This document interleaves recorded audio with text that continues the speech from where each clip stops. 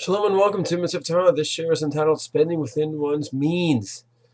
In Parshat Vayikra lists the different korbanot, new sefer, Vayikra, Torat Kohanim it's known as, and we learn about the various kinds of korbanot. One is fasting at the end of the Parsha, Korban Oleh. Many people are familiar with the fact that Oleh, the price, the value of the korban could go up, Oleh or go down. Many are not familiar with some of the details. Who has to bring a korban oleh? Anyone who has to bring any korban that cannot afford it? Not necessarily. The pasuk says, the psukim towards the end of the Parsha Vayikra say there's three different cases. One, someone who is tamei and goes into Migdash when he's tamei. A witness, he sees an event, they ask him, please testify for me. You saw the person steal from me. No, I swear I didn't see anything. And the person made a shvua, an oath, that he will abstain from doing something. He did not keep his oath. Those three bring a korban oleh.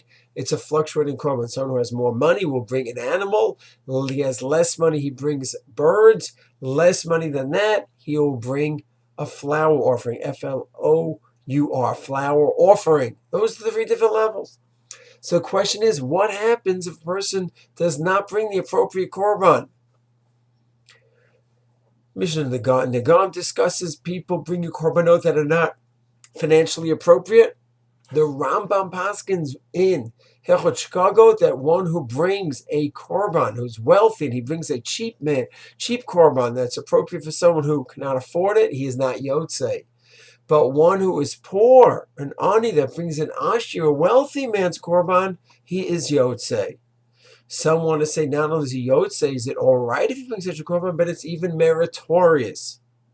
The chinuch on Parsha Vayikra, mitzvah kuf, chav gimel, 123, writes that a rich man that brings a poor man's korban, he is not yotzei, doesn't fulfill his job.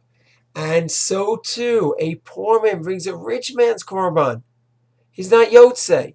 Not only is it not meritorious, not only is it not all right, he is not yotzei to fulfill his obligation. An amazing, astounding chinuch.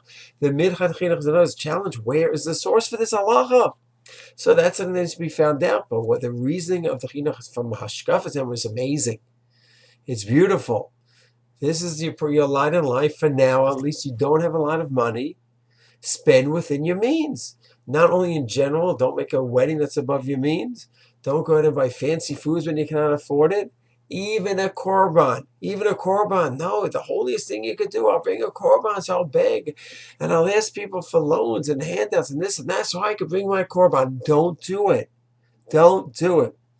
And if I'm not mistaken, the Chazon Ish and Emunah Bitachon talks about the importance of this idea of not spending beyond your means. Going ahead and you're going to take a loan and they can't pay it back, so you go to another gemach to pay back the first one. You need to go to a third gemach to pay back the second gemach, to pay the third.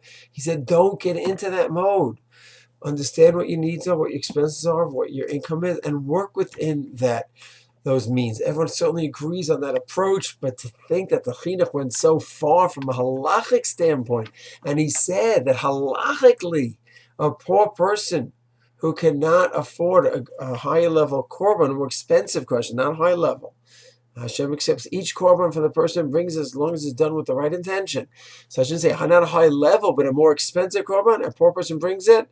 It's an astounding, novel idea from the chinuch that it's not just bad thinking, bad approach. Halachically, it's wrong, unacceptable. What an amazing lesson for all of us. Shalom.